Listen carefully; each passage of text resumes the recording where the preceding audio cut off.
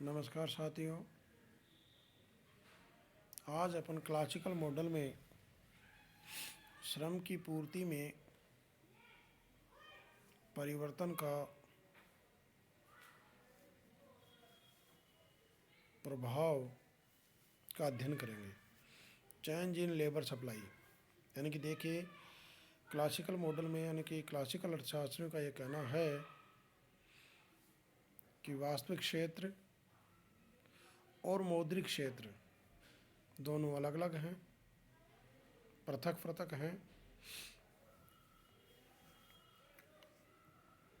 उनका ये कहना है कि वास्तविक क्षेत्र में होने वाले परिवर्तनों का प्रभाव मौद्रिक क्षेत्र पर पड़ता है, लेकिन मौद्रिक क्षेत्र में होने वाले परिवर्तनों का प्रभाव वास्तविक क्षेत्र पर नहीं पड़ता है।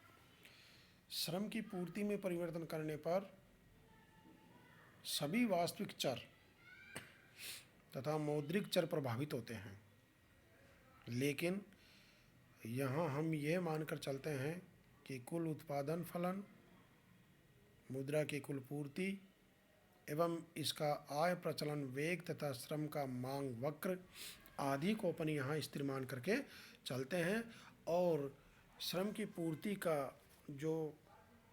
की पूर्ति में जो परिवर्तन होता है उसका प्रभाव अपन देखते हैं।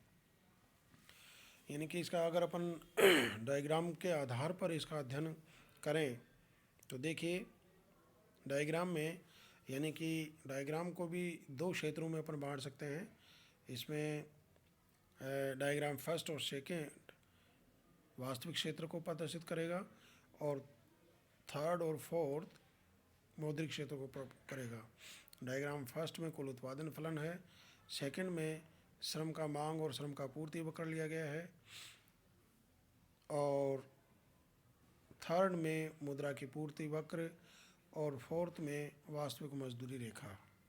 यानी कि प्रारंभिक स्थिति में क्या होगा कि श्रम का मांग और पूर्ति वक्र एक दूसरे को जहाँ काटेंगे वहाँ साम्य होगा और वो बिंदु E1 होगा जहाँ वास्तविक मजदूरी W/P1 का निर्धारण होगा। साथ ही कहने का मतलब ये है कि रोजगार की N1 मात्रा पर उत्पादन की मात्रा Q1 उत्पादन पर कीमत स्तर P1 और P1 कीमत स्तर पर मौद्रिक मजदूरी W1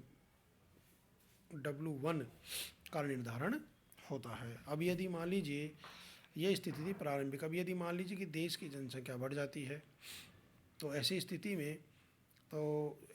में क्या होगा कि जनसंख्या में वृद्धि होने के परिणाम स्वरूप श्रम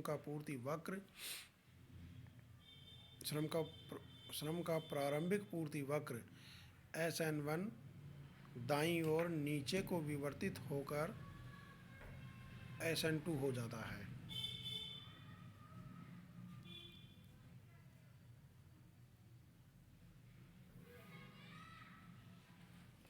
ऐसी स्थिति में अर्थव्यवस्था में अतिरिक्त श्रम शक्ति विद्यमान होगी। यानी कि जब जनसंख्या बढ़ेगी तो श्रम का पूर्ति जो वक्र है वो यानी कि दाईं ओर शिफ्ट होगा। ऐसी स्थिति में क्या होगा कि अर्थव्यवस्था में अतिरिक्त श्रम शक्ति विद्यमान होगी जिससे अल्पकालीन बेरोजगारी उत्पन्न होगी। परंतु यानी कि क्लासिकल अर्थशास्त्रियों के अनुसार अर्थव्यवस्था में अतिरिक्त श्रम पूर्ति के कारण श्रमिकों में प्रतिस्पर्धा होगी तथा वे कम मजदूरी पर ही काम करने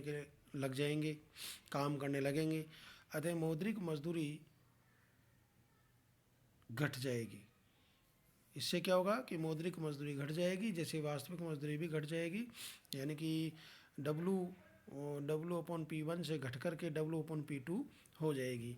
परिणाम स्वरूप अधिक लोगों को रोजगार दिया जा सकेगा और रोजगार में वृद्धि क्या होगी, N1 से N2 रोजगार में वृद्धि होगी जिससे उत्पादन भी बढ़ेगा और उत्पादन Q1 से बढ़कर के Q2 हो जाएगा तथा मुद्रा की पूर्ति MV के स्थिर रहने पर उत्पादन में वृद्धि होने पर मुद्रा की पूर्ति MV के स्थिर रहने पर उत्पादन में वृद्धि होने पर सामान्य कीमत स्तर में भी कमी आएगी।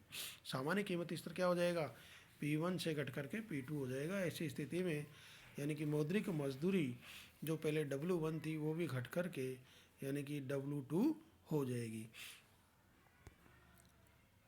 तो ये था आपका यानी कि क्लासिकल मॉडल में जब श्रम की पूर्ति में परिवर्तन होता है तो क्या क्या प्रभाव होता है।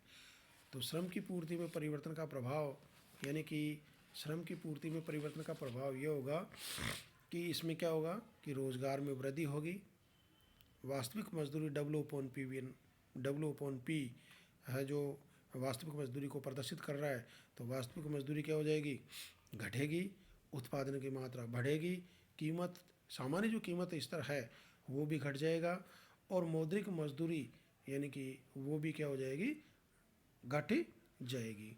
तो ये था आपका यानी कि जब श्रम की पूर्ति में अगर परिवर्तन किया जाता है तो इसका क्या क्या प्रभाव होगा। तो अपन ने देखा है कि क्लासिकल मॉडल में जब वास्तविक क्षेत्र में अगर किसी प्रकार का परिवर्तन होता है, श्रम की पूर्ति वास्तविक क्षेत्र के अंतर्गत आती है, तो श्रम के वास्तविक क्षेत्र में अगर किसी प्रकार का परिवर्तन होता है तो उसका प्रभाव वास्तविक क्षेत्र पर तो पड़ता ही है, साथ ही मौद्रिक क्षेत्र पर भी पड़ता है। यानी कि श्रम की पूर्ति में अपन ने परिवर्तन किया जिसका प्रभाव वास्तविक क्षेत्र पर भी पड़ा और मौद्रिक क्षेत्र पर भी पड़ा। लेकिन मौद्रिक क्षेत्र में अगर किसी प्रकार का परिवर्तन होता है तो उसका प्रभाव क्लासिकल अर्थशास्त्रियों का यह कहना है कि उसका प्रभाव केवल मौद्रिक क्षेत्र तक ही सीमित होता है, वास्तविक क्षेत्र पर उसका कोई प्रभाव नहीं पड़ता है।